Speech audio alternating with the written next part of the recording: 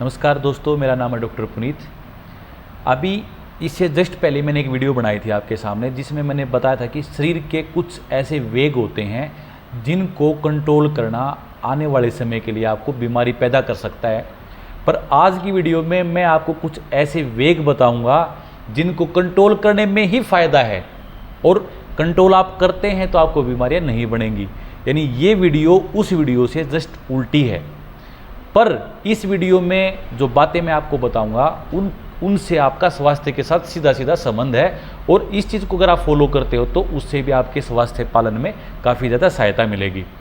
तो उसमें मैं आपको 3 तरह के ऐसे वेग बताऊंगा जिनको धारण करने योग्य हैं, यानी इसको धारणीय वेग बोला जाता है।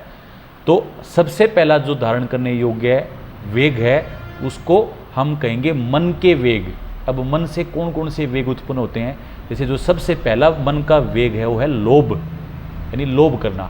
यानी जितनी हमें ज़रूरत है उससे ज़्यादा संग्रह करने की हमारी जो कोशिशें हैं, लोभ पैदा जो होता है जिन चीज़ों से, उनसे भी हमारे शरीर में रोग बढ़ते हैं। कमाल की बात है दोस्तों, पर ये मेरी बात नहीं है, ये आयुर्वेद की बात है, उसके अंदर लिखी हुई है। अब लोभ को तो आप समझते ही हैं कि कहाँ पे कितना तक हमें लोभ करना चाहिए और कितना तक लोभ नहीं करना चाहिए, तो मैं ज़्यादा विस्तार से नहीं बताऊंगा। अगला वेग है ईर्ष्या, यानी किसी दूसरे इंसान की उन्नति, यानी ऊपर हम कोई इंसान अगर चढ़ता है तो उसको देख के ईर्ष्या करना। अगली है मत्सरता, दूसरों को दुख देकर प्रसन्न होना। जैसे कई लोगों को बड़ा मज़ा आता है कि इसको हम इस प्रकार अगर छेड़ेंगे तो हमें तो मजे आएंगे, अगला बेशक से दुखी हो जाए। तो ये जो मत्सरता है, इसमें उस टेम्परेरी तौर पे आपको लगेगा कि आपको मज़ा आया, पर उस इंसान के अंदर से जो नेगेटिव एनर्जी निकली आपके प्रति वो आपको बीमार कर देगी, ये बात कन्फर्म है बिल्कुल। अगला है राग, यानी विषयों में मन की आसक्ति होना। जैसे कई लोग इतनी मोटी चैन पहनूंगा जी मैं अपने गले में, उसके लिए फिर उसको पता नहीं कितने तरीके के दिमाग लगाएगा कि इसको मैं कैसे ऐसा करूं, इतनी बड़ी मैं गाड़ी में बैठूंगा, मेरे लिए पर्सनल जेट होना चाहिए। यानी किसी भी प्रकार के विषय में आसक्ति को राग कहा गया है, और ये जो राग है ये आपके अंदर लोभ को, काम क्रोध को उत्पन्न करेगा और आपके शरीर के अंदर रोग आ जाएंगे। अगली है द्वेष, यानी हमें कई बार सामने वाला गलत है ये हमें, यानी कुल मिला के द्वेष करने से पहले अगर हमें द्वेष करने के कारणों का पता लगा के और आपने आयुर्वेदिक फिलोसफी को समझ लिया तो आपके मन में से द्वेष खत्म हो जाएगा। कई लोग आपने ऐसे देखे होंगे जिसको किसी से द्वेष नहीं है तो लोग कम बीमार पड़ते हैं। अगला है निर्लज्जता, यानी कई बार बेशर्मी। जैसे मैं इसको बहुत ज़्यादा एक्सप्लेन दोस्तों नहीं करूँगा।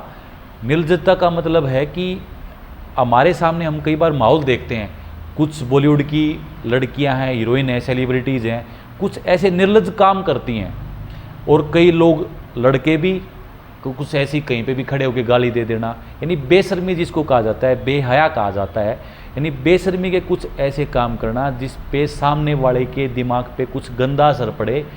अब आपको लगेगा कि सामने वाले के दिमाग पे पड़ रहा है, अब ये फिलोसफी कोई समझ नहीं पाएगा, पर सामने वाले के दिमाग पे अगर आपके किसी भी कृत्य से गंदा असर पड़ता है, अश्लीलता उसके दिमाग में जाती है, तो ये घूम फिर के आपके ऊपर ही आएगी। तो इससे भी रोग उत्पन्न हो सकता है आयुर्वेद के अनुसार। अगली बात है शोक, भय, क्रोध और अभिमान। शोक यानी जब हम किसी विषय में आसक्त होते हैं और वो विषय हमसे, क्योंकि आपके साथ लगातार चीज़ें चलेंगी नहीं, आपको लगेगा कि मैंने ये संग्रह कर लिया, वो चीज़ नहीं रहेगी। चाहे आपका किसी रिश्ते में संग्रह हो, यानी आपको लगेगा कि मैंने इस दोस्त को बना लिया, ये दोस्त मेरा हमेशा साथ देगा, हमेशा साथ रहेगा। भाई माँ बाप भी हमेशा साथ नहीं रहेंगे, भाई बहन भी हमेशा साथ नहीं रहेंगे, दोस्त और कोई भी रिलेशन, यानी रिश्तों में किसी प्रकार का संग्रह करना, पैसे में किसी प्रकार का संग्रह करना, या चीज़ें कलेक्ट कर लेना, यानी कोई भी संग्रह आपका नहीं साथ चलेगा। तो इस प्रकार आपको फिर बाद में शोक यानी दुख, और दुख के कारण फिर बीमारी और भय।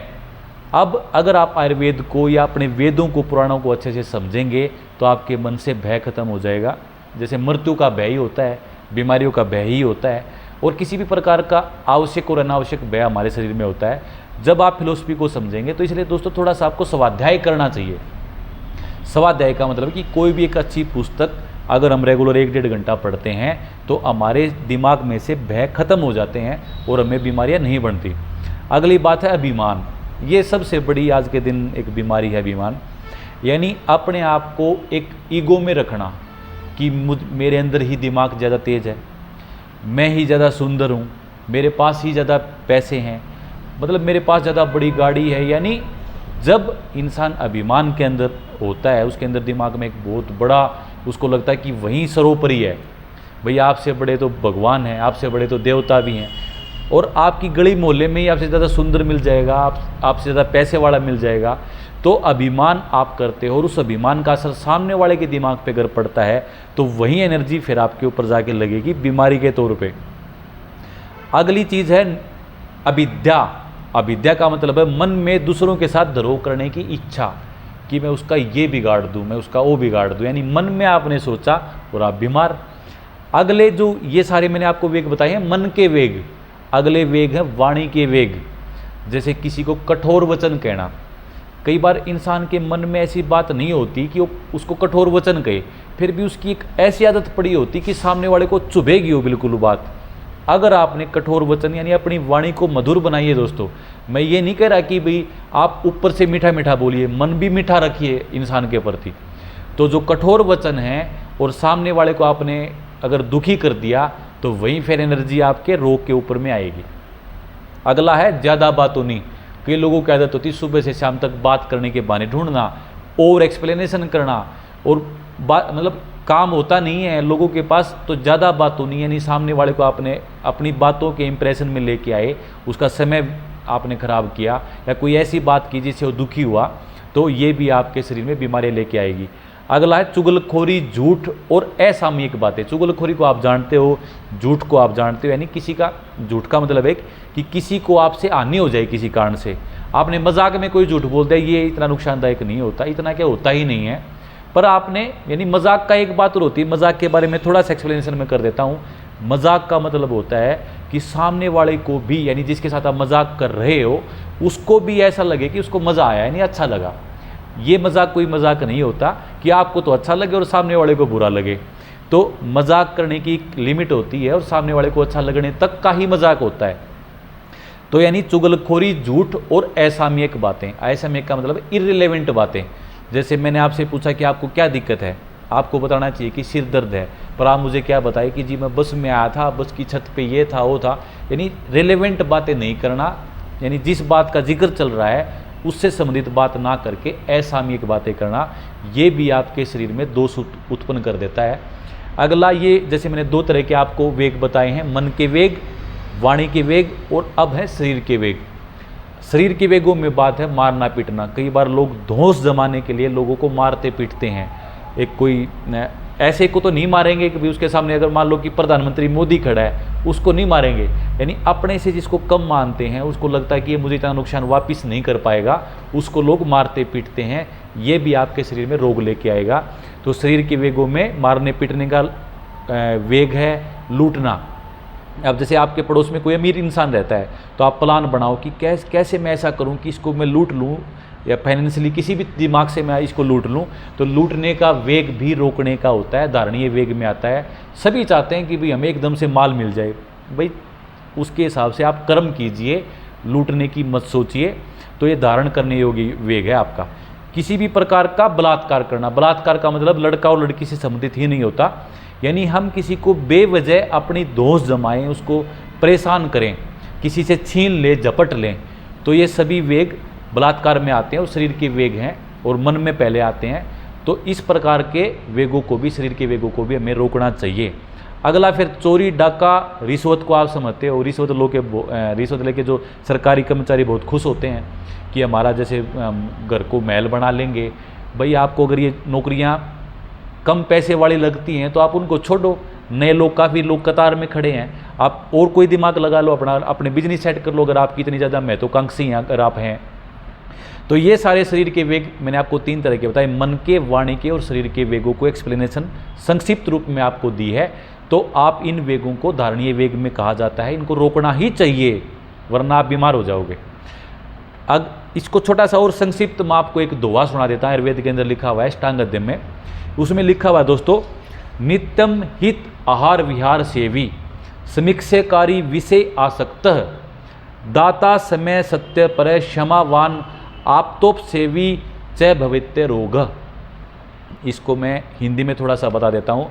यानी युक्त आहार विहार करने वाला, यानी आपका खाना शुद्ध है और आपका विहार यानी कार्य शुद्ध है, युक्त है मतलब, और कार्य को देखकर, जैसे हम कहीं किसी व्हीकल में जा रहे हैं और ध्यान इधर दे रहे हैं उधर दे रहे हैं, यानी कोई भी काम को देखकर, अवेयर होकर, जागरूक होकर करने वाला, विषयों में अनासक्त, विषयों की मैंने अभी थोड़ी देर पहले बात बताई थी, एक्स्ट्रा यानी जितनी जरूरत से ज़्यादा विषयों में अगर कोई आसक्ति किसी के, तो विषयों में अनासक्त होना चाहिए इंसान को, और सत्पात्रों में दान देने वाला। जैसे कई लोग इस बात में बड़ा अच्छा मानते हैं कि भाई मेरा वो दोस्त गरीब था और मैंने अपने पैसे से उसको दारू पिलाई, अपने पैसे से उसको बीड़ी पिलाई, या कुछ भी मैंने कुछ ऐसे लोगों को दान देना जो सत्पात्र नहीं है, अच्छे पात्र नहीं है, तो सत्पात्रों में दान देना चाहिए।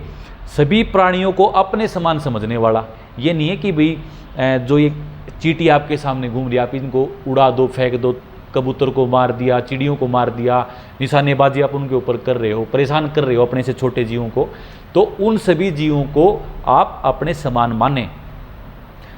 और सत्य भाषण, अगर धर्म की रक्षा के लिए झूठ बोलनी पड़ती है एक अलग विषय है, पर कोशिश आप करें कि आपके मुख से सत्य ही निकले। क्षमा और आप्तजनों की सेवा, क्षमा तो आप समझते हैं यानी किसी को माफ़ कर देना, और आप्तजन का मतलब है कि जिसको ज़रूरत है एक्चुअल में, कोई बीमार है, यानी जिस भी प्रकार की आप, यानी एक प्रकार की आप्तजन का मतलब ये भी है कि आप कहीं पे खड़े हैं और आपको रास्ता मालूम है, सामने वाले को रास्ता मालूम नहीं है, तो आपने उसकी सहायता करती, यानी किसी भी जरूरतमंद की सहायता को आप्तजनों की सेवा कहा जाता है।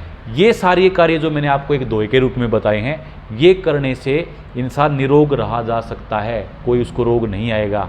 आज के लिए दोस्तों धन्यवाद।